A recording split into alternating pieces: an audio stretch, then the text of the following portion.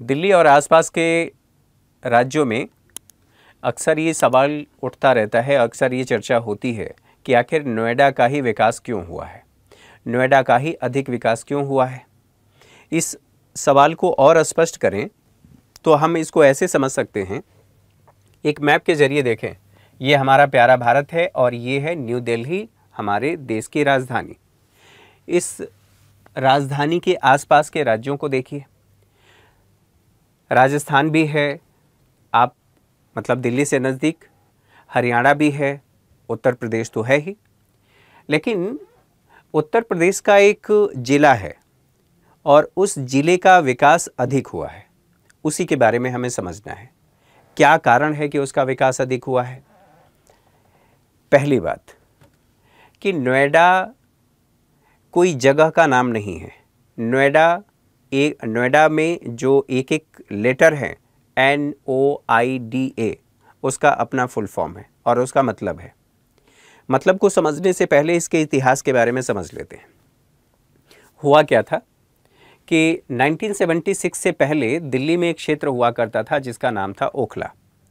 उस क्षेत्र में आर्थिक गतिविधियां अधिक होती थी, औद्योगिक इकाइयाँ अधिक थीं और इसलिए उस क्षेत्र में देश के अन्य हिस्सों से और लोग पहुंचने लगे रोजगार के लिए, अन्य कारणों से। और फिर धीरे धीरे उस क्षेत्र का जनसंख्या घनत्व बहुत अधिक बढ़ गया, यानी कि एक छोटे से क्षेत्र में बहुत अधिक लोग रहने लगे। स्वाभाविक सी बात है, अन्य लोगों को उसकी वजह से समस्याएं होंगी। इन्हीं समस्याओं का समाधान करने के लिए सरकार ने ओखला क्षेत्र को कहीं दूसरे जगह पर स्थापित करने का या विस्थापित करने का प्लान बनाया। 1976 की बात है, सरकार ने नोएडा का विकास किया और उसे सेज का दर्जा दिया। अब नोएडा का मतलब क्या है? New Okhla industrial development area कह सकते हैं, अथॉरिटी भी कह सकते हैं। यहाँ तक बातें समझ में आ गई। अब सवाल ये है कि आखिर ये सेज जो मैंने शब्द कहा SEZ, इसका मतलब क्या है? इसका मतलब है स्पेशल इकोनॉमिक जोन, हिंदी में कहें तो विशेष आर्थिक क्षेत्र।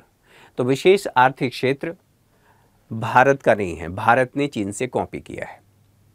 अब इस विशेष आर्थिक क्षेत्र में क्या होता है, तो अब यहाँ पर समझ लेते हैं। ये है सेज और ये थोड़ी देर के लिए मान लेते हैं, अब इसको ऐसे समझने के लिए, ये हमारा प्यारा भारत है।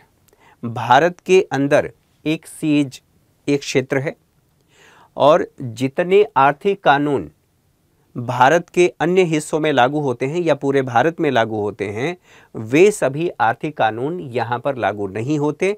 तो क्या यहाँ पर आर्थिक कानून लागू ही नहीं होता? आर्थिक कानून लागू होता है, उसके लिए विशेष, चूँकि यहाँ पर स्पेशल है तो विशेष कानून बनाए गए हैं। 2005 में विशेष कानून बनाए गए और ये भी ध्यान रखेंगे कि सबसे पहले वर्ष 2000 में सेज की स्थापना की गई। गुजरात में एक जगह है जिसका नाम है कांडला, वहाँ पर सेज की स्थापना की गई। अब एग्जाम्पल के माध्यम से समझते हैं। अगर देश में आर्थिक कानून के संबंध में बात करें तो टैक्स रेट अधिकतम 30% है। यहाँ के लिए या तो टैक्स रेट, यहाँ के लिए जो टैक्स रेट है या तो ये 0 होगा या न्यूनतम होगा, या तो 0 होगा या न्यूनतम होगा। अच्छा, एक ये बात समझ में आ गई। अब सवाल ये है कि आखिर टैक्स रेट न्यूनतम करने या 0 करने से फ़ायदा क्या हुआ?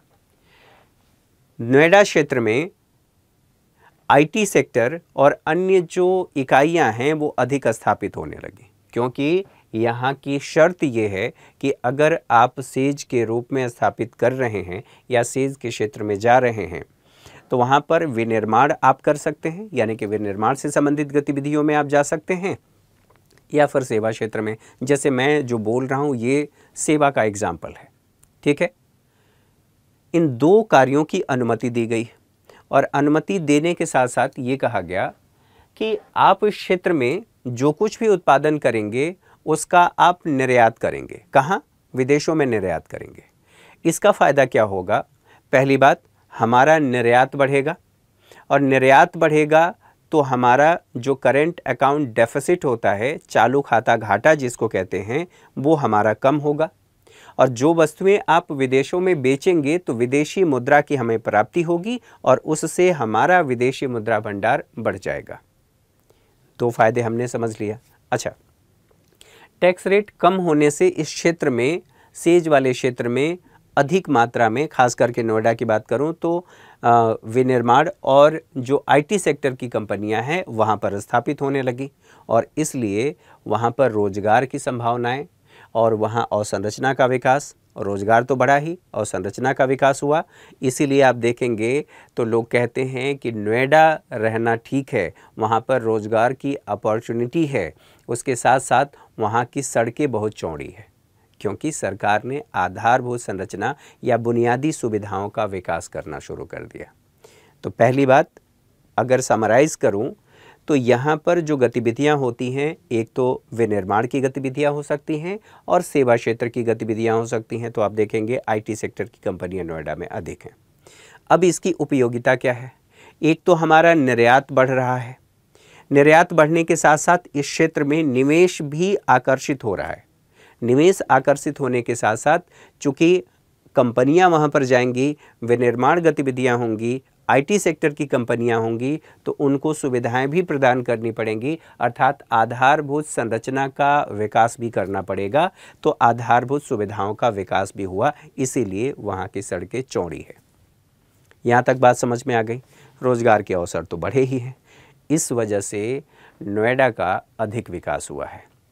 आप ऐसे भी कह सकते हैं कि यही कारण है कि नोएडा में विनिर्माण गतिविधियां और आईटी सेक्टर की कंपनियां अधिक हैं और उन कंपनियों की वजह से नोएडा का विकास अधिक हुआ है। तो ये बात आई थिंक आप लोगों को समझ में आ गया होगा। इसके आगे की बातें अगले सेशन में करेंगे। तब तक के लिए नमस्कार। Thank you for watching.